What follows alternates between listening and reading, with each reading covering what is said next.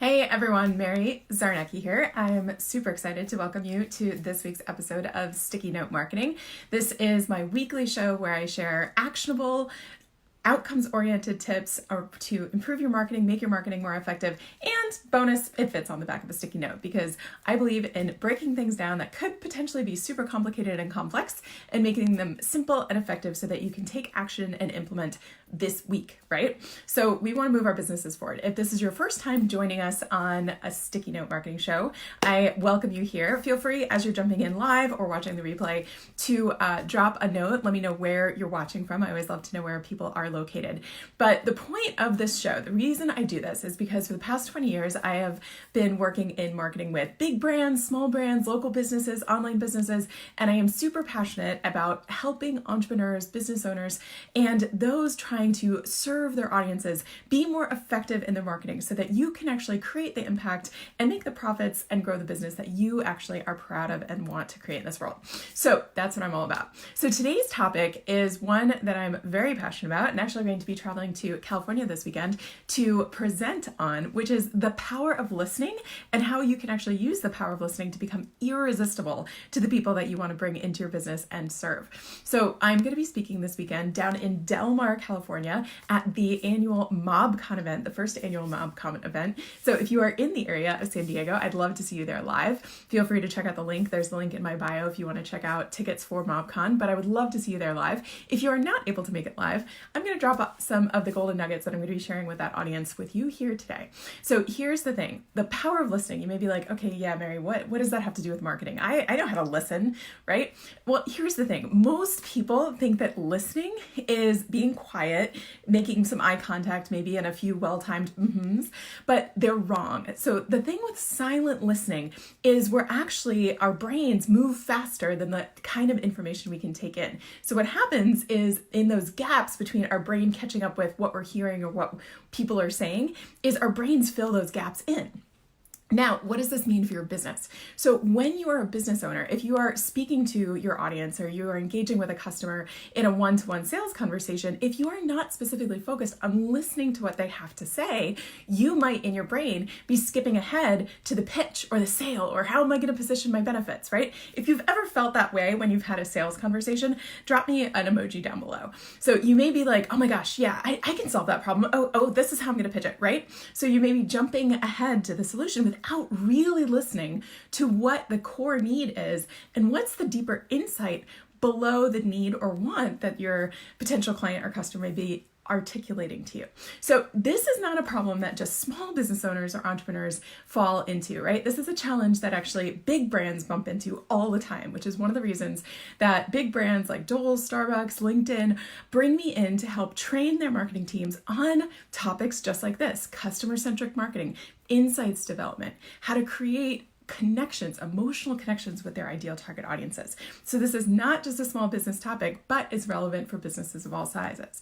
So what is the power of listening all about? So the reason that big brands spend thousands, millions, almost billions of dollars on market research, listening to their target audience, whether they're doing one-to-one kind of qualitative interviews and focus groups behind those one-way mirrors, or whether they're going out and running surveys and doing quantitative research to find out data points and information from their audiences. What they're hoping to do is find that data, find that information, which will give them an indication of where to dig for those deeper level pains, wants, desires, challenges, insights, right? That deeper level insight that is going to help them make an irresistible connection with what their target audience wants.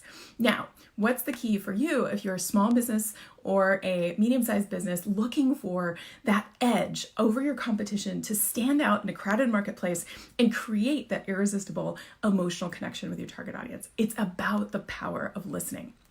So I'll tell you a fun story.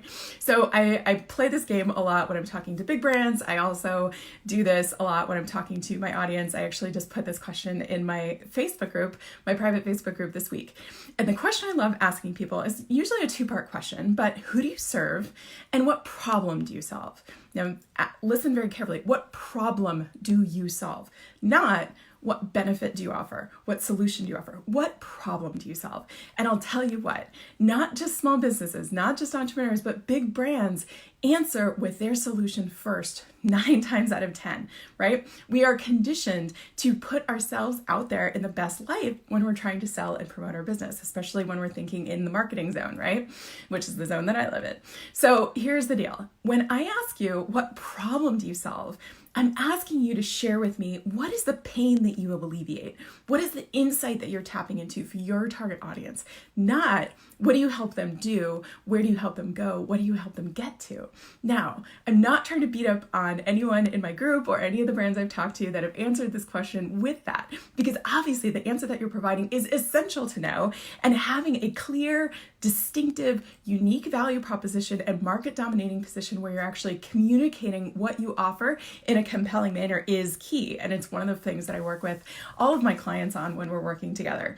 But here's the thing, if you haven't listened effectively and gotten to that deeper level insight, that want, that need, that desire, but then even deeper than wants and needs, that insight, that kind of deep penetrating fear, worry, desire, angst, whatever it is that's driving them to seek a solution, the solution that you are going to position yourself as the only logical solution for their problem. But whatever that is, unless you've listened effectively, you're not going to be able to create the most effective positioning for that solution that you're trying to create, that irresistible connection with your audience too. Does that make sense?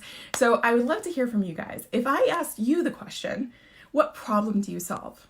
Tell me down in the comments below. What problem do you solve? What is keeping your audience up at night? What's their bleeding neck issue? What's the thing that is making them wake up screaming at night? What is the thing that's driving them to look for a solution, the solution that you provide?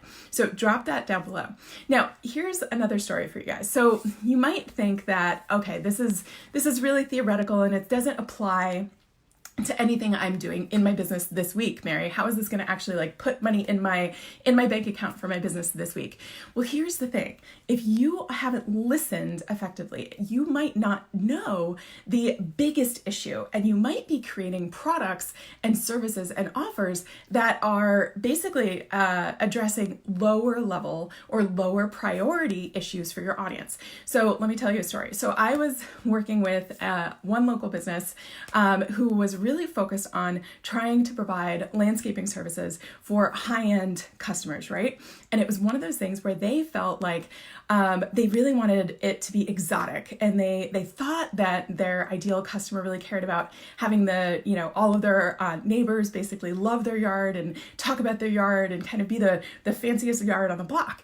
And so they kept talking about the exotic inventory that they had and all of these unique different ways and cuts and things that they could do for their landscaping clients, because they were trying to go after this high-end clientele. And they thought that this kind of exotic, unique looking yard was what their audience wanted. And what they actually found was that people weren't really willing to pay for it. They would get customers now and then, but their lead generation really wasn't consistent. And what they found when they actually took a pause, went back and interviewed some of their past clients and actually got some informational interviews with people that looked like clients that they wanted to work with, and really asked them the questions about what does matter to you? What do you care about? What would make you feel great about your yard? They found that it wasn't about being exotic or about being super unique or different. They actually had very surprising values for this location in California.